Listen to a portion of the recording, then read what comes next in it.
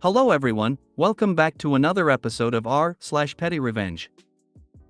In today's episode, middle school tyrant finds out no one likes her. Think you can cut in front of me in line? Think again. This land is my land, that land is your land. Before we get started, make sure to subscribe so you will never miss a video. So let's get started. Middle school tyrant finds out no one likes her. At my middle school, we had a vice principal who fancied herself a dictator.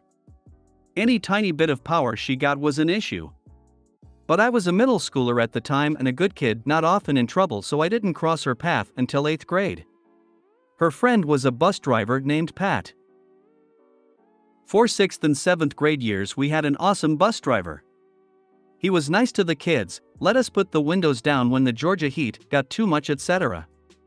But he retired, and the bus driver we got was an extremely angry middle-aged woman named Pat who did not like children and made that clear every day. "The windows stay up or we go back to the school," she would yell as she had the only fan blowing in her face on a 100+ degree school bus. Ostensibly this was to keep us from throwing things out of the bus, but that was never an issue before or after. The real reason was that before the bus driver could leave the bus at the end of the day, all the windows had to be back up and locked. So this saved her effort. My bus stop was the first she drove by but the last to pick up, and had been that way for years. Pat changed this and decided she only wanted to stop on the first pass by and kept threatening to leave the kids in my neighborhood if we made her stop twice.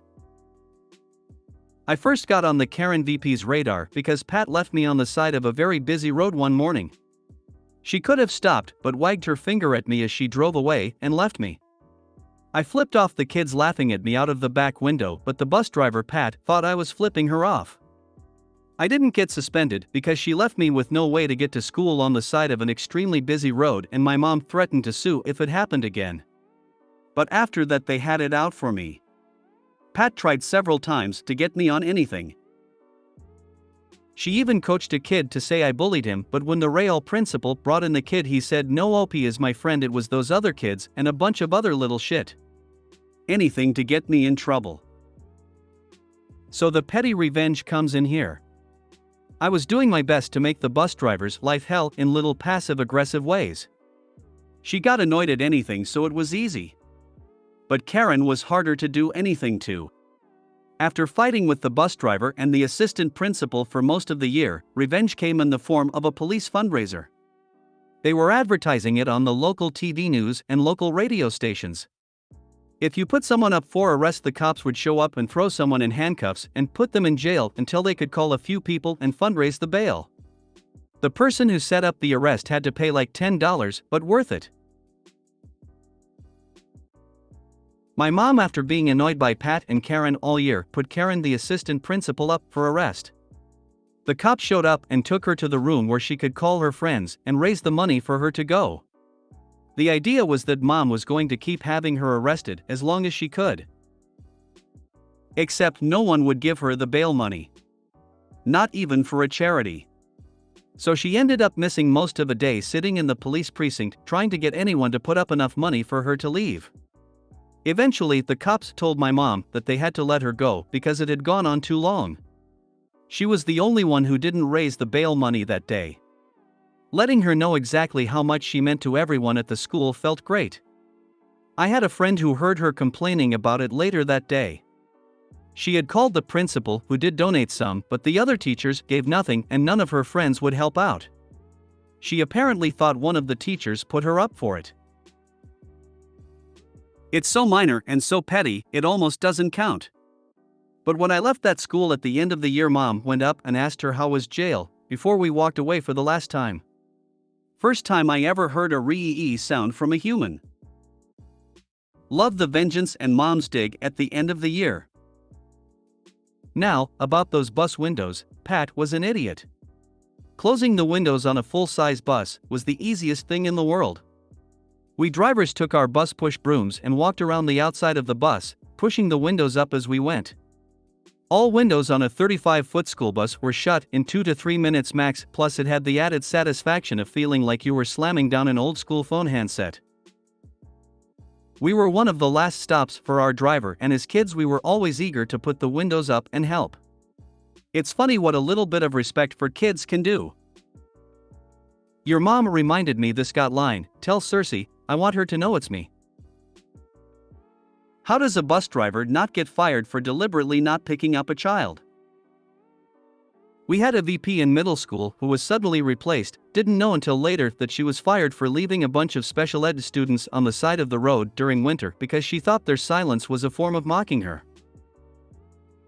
When I was growing up, my dad was a local radio personality. He hosted one of those jail and bail events in the 90s, I think they were raising money for the children's hospital? Then somebody had the legitimately brilliant idea to have him arrested mid-event. He did the remote broadcast from inside his jail cell for the entire afternoon, and his bail raised several $1,000s in donations from his fans. I still have a pic of him in his cell with all his broadcasting equipment crammed in with him somewhere. Think you can cut in front of me in line? Think again. I was at an amusement park the other day with my friend and we were waiting in line for about 1.5 hours for the best ride in the park. Near the end of the line, some snot-nosed kid and his friend cut right in front of us. My friend could tell I was pissed and she asked them what they were doing. All they did was shrug and laugh. When we finally got to the ride, they were sitting in the seat right in front of us. I'm not good with coasters, so my stomach was upset and I could feel I was about to throw up. But instead of getting up off the ride, I said, "Hey boy," and the kid turned around and I projectile vomited in his face. I acted like it was an accident, but I was smiling at him the whole time and he couldn't stop crying and throwing up himself. It wasn't even a little bit embarrassing, the kid should have been with his parents. I'll take things that never happened for $1,000. I keep thinking how the vomit would end up right back in the vomiter's face. Apparently, that happened to somebody on our senior trip to Disneyland. They got sick on a roller coaster, but due to the speed it ended up back on them. Oh God, all I can imagine is a chain reaction of projectile vomiting all around the park. There's already people who have eaten questionable food and been on spinny rides. And then you shut down the coaster for half an hour, screwing over everyone behind you in line, and made some employee clean up your mess because you idiotically decided to ride a roller coaster knowing that you couldn't handle it. Well done. This land is my land, that land is your land. This story is not my story but from a friend who related to me. Back in the early mid-90s there was a rural area that was being quickly swallowed up by urban sprawl. There was a new large name brand hotel being built next to a farm owned by my contact's friend. The farmer continued working his land as this hotel progressed at a rapid pace. Now, as I was told one day, the farmer walked up to edge of the site and started a conversation with the foreman. The farmer says to the foreman, "That is a nice hotel you are building me."